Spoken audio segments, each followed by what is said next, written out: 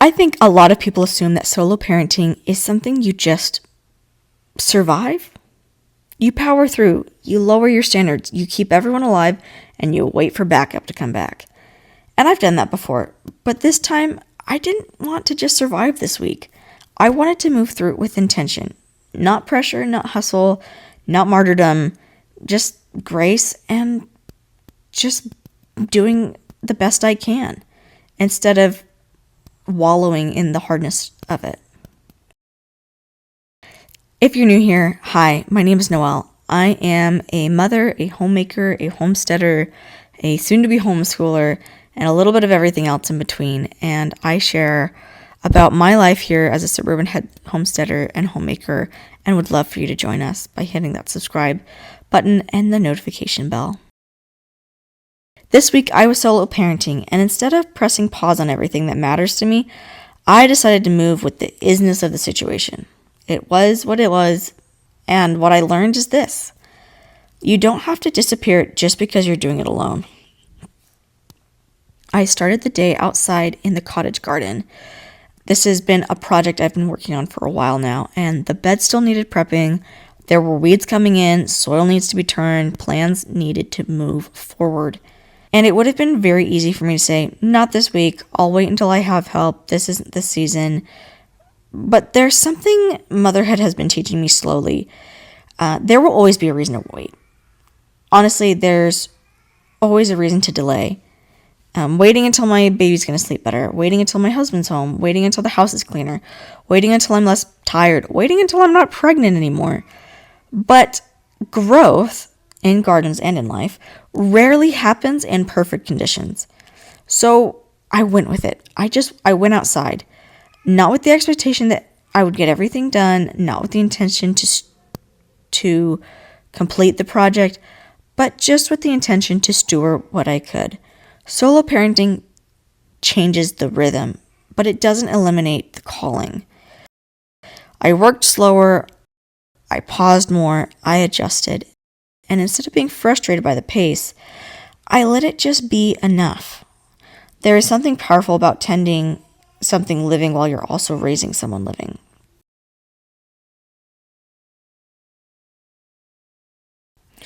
It reminds you that growth takes time and attention and patience, and none of those require perfection. Eventually, baby woke up and we came back inside from the garden, and this is where motherhood gets layered. If you know, you know. You're unloading the dishwasher while narrating life. You're switching laundry while preventing tiny hands from investigating something dangerous, or trying to at least. You're sweeping around a crawling baby who thinks the broom is a toy. It's not quiet productivity, it's layered productivity. And I think sometimes we get frustrated because it doesn't look efficient. It doesn't look like the aesthetic morning routine videos that are all over wherever social media we're consuming. It doesn't look calm, it doesn't look uninterrupted, but it is real. And instead of resenting the interruptions, I try to see them as integration. My baby doesn't interrupt my life, my baby is my life. So I folded her into it. She played at my feet while I did chores, she watched, she touched things that she shouldn't, and she learned. You know, I let her play in the fridge. I don't always let her do that. That's more of a solo parenting thing. But the house still moved forward. Maybe slower, but forward. Grace says you don't have to separate motherhood from productivity. You can weave them together. But also, productivity is not a standard in motherhood. Eventually, since it was just the two of us, dinner was simple. I allow myself a lot of grace in moments like this where I can just pick something up from the freezer for me. And baby had some simple sweet potatoes and cottage cheese and some things like that she loves. And we shared a banana. And it's just the two of us. It's not Pinterest worthy. It's not curated. It's just real. And I realized something sitting there with her. There's something sacred about these small, ordinary nights. No audience, no performance, no one to impress. Just me and her. Just a mom and her baby sharing a meal. Solo parenting can feel heavy, but it can also feel intimate. It forces you to be present. There's no handing off, no tapping out. And instead of seeing that as pressure, I chose to see it as closeness. We then went into bath time. Bath time is something I prioritize a lot when I'm solo parenting. It really helps in that last little bit before bedtime where she's really tired, and we can just play in the bathtub for a long time. Sometimes we FaceTime grandma when we're bathing, that sort of a thing. But if it's just us, that's okay too. Bath time, pajama, books, bed. That's usually about how this hour goes when tiredness hits. And solo parenting is exhausting. There's no one to say, can you take her for a minute? It's all on you. And I think this is where survival mode usually creeps in.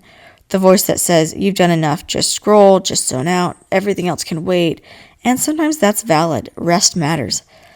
But that night I was feeling something else.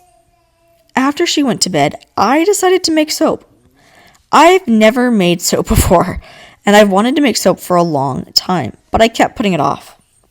It felt extra, it felt indulgent, it felt like something I do when things calm down. But if you're a mom, you know that things don't calm down, like ever. Whether you're solo parenting or not, you decide what matters, and making soap wasn't about productivity today. It wasn't about starting a business. It wasn't about content. It wasn't about anything like that. It was just about doing something for me. It was about remembering that I am still a whole person. Motherhood should refine you. It should stretch you, grow you, deepen you, but it should not erase you. There is a version of self-sacrifice that becomes self-erasing, and I don't want that. So I stood in my kitchen at 9 p.m. and didn't go to bed till about midnight, measuring oils and measuring lye and creating. And it felt grounding. It was intentional. It was creative. It felt like saying, I'm still here. I'm still doing it. And even though I'm solo parenting, even in tiredness, even in responsibility, even though baby can't be around when I do it because of the lye, I can still build something with my hands that isn't just survival. And that matters. That really renews me as a mother and as a human.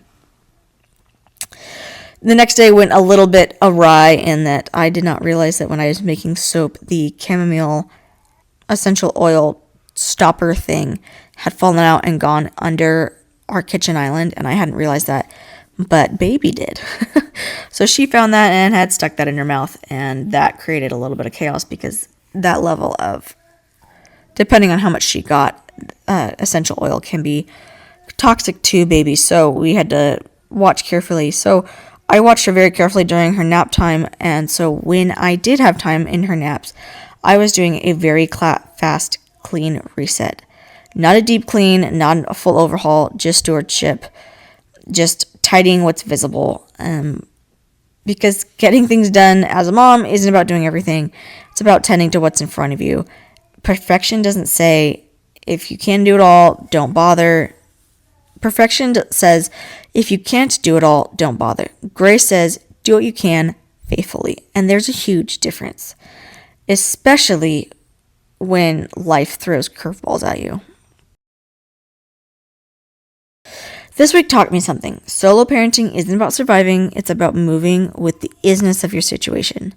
Not fighting reality, not resenting it, not pretending it's easier than it is, but asking, what can I build inside this? Yes, you may move slower. Yes, you may feel stretched. Yes, you may feel tired. Yes to all the things. But you are still allowed to grow things, create things, learn things, build things, become things, even in this season, especially in this season. You do not have to wait for an easier season to live fully. If you are solo parenting right now, you're not behind, you're not failing, you are building quietly. And sometimes grace looks like a tended garden, a baby in pajamas, a sweat floor, and a batch of soap curing on the counter after a long bedtime. And that is not survival. That is strength. That is stewardship, and that is grace. And the house might not be perfectly clean, but that's okay. If you enjoyed this video, I would really appreciate if you subscribed and gave it a thumbs up. And I hope to see you next time. Go and make your ground good. Take care.